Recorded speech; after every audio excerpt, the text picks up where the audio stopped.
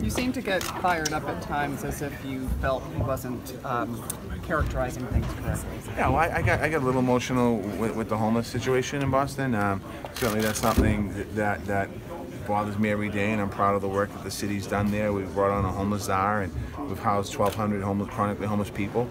In the past, we were housing people on Long Island, and no one was really had a plan to end chronic homelessness, and we've ended chronic veterans homeless in the city. So there's a certain couple issues. That one's personal because when I see homeless people, they don't have a lot of champions out there. A lot of people aren't hanging out saying, "Well, let's go help the homeless population." And I feel that for me, that's my constituency, and the drug addiction stuff as well. I mean, I take it personal. Many of you have interviewed me over the years, and been a little critical of certain things, and I take it personal. Not what you say, but I take it personal because I know people that are struggling with drugs and alcohol addiction. I know people that have died in the streets and died in their mother's bathroom. So I do get emotional about that. Mayor, do you think the councilor brings up a good point that perhaps you shouldn't be paying the two aides who are under indictment? I mean, that's been talked about.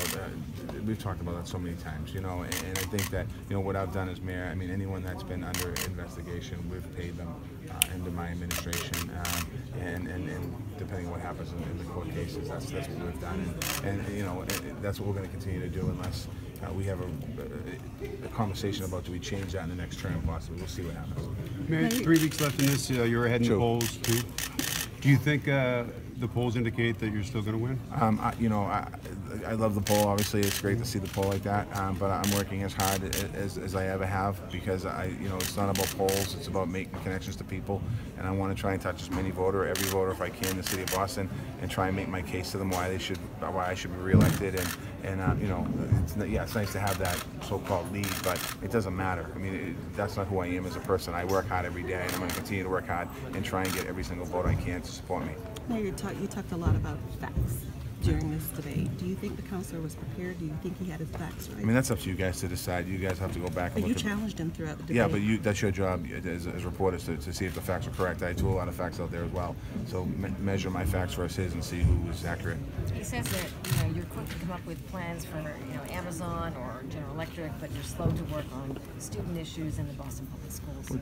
No, that's just not true. I mean, you think but I mean, you're thinking about we're talking about schools. There's a lot of challenges in schools, and we've made $154 million investment. That's not enough. I mean, we're working with the teachers. That's not enough.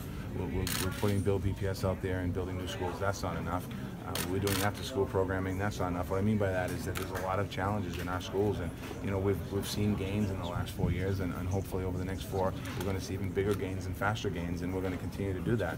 Amazon allows us the opportunity, and GE, quite honestly, and Amazon's not here yet, but bringing GE to Boston allows us the opportunity to get $67 million roughly in taxes for us to invest in the city of Boston. Amazon, a lot of what was talked about tonight was we're not bringing these companies in. In order to fund what you want to fund, you need revenue.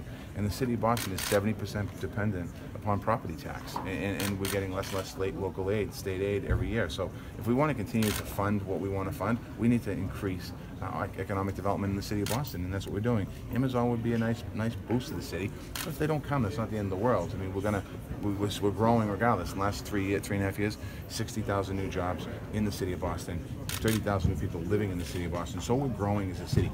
Amazon would be nice to have. I'm not saying we don't want them, but we'd survive if we don't get Amazon. Mayor, if you win, is there possibly a place for Tito Jackson in your administration? I have to focus on the next 2 weeks in campaigning, and I'll see what happens after hopefully I get reelected. But sort of related to that, he was relentless in his attacks. This is a guy that supported you not long ago. Was that hard?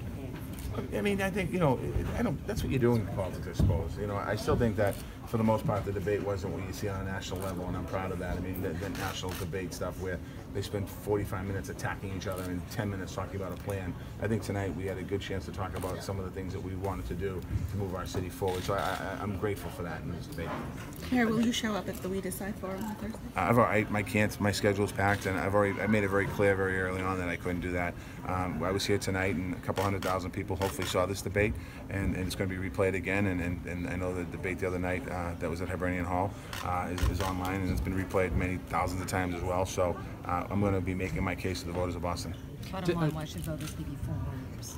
I think look at what we've done in the city of Boston. We've had incredible gain in the city of Boston. I think, you know, I don't, not to point, but point to the Globe and the Herald's endorsement. Just read, not that they endorsed me, but read what they said. And I think in that endorsement, they talk about how a lot of, they weren't expecting me to be able to move the economy forward the way we have, build the housing we've been able to do, make the gains in our educational system, and we've done that. And I'm proud of the team we've assembled, and we're going to continue to build on that team and add to that team as we move forward in the next 4 years. And you know, we're not done yet. Our work isn't done yet. And I look at Boston.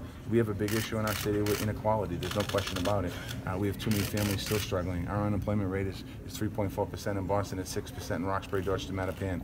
That's a problem. We have people being pushed out of the city of Boston through gentrification, through housing, lack of housing. We have to build more housing and work on that. We have to continue to create opportunities. Amazon coming here to Boston would allow us the opportunity to really focus on neighborhoods that didn't have the opportunity, didn't have the economic opportunity to access employment and things like that. So those are the things that we want to do in the next 4 years. Last question. District 1, have you endorsed a candidate? No, I haven't.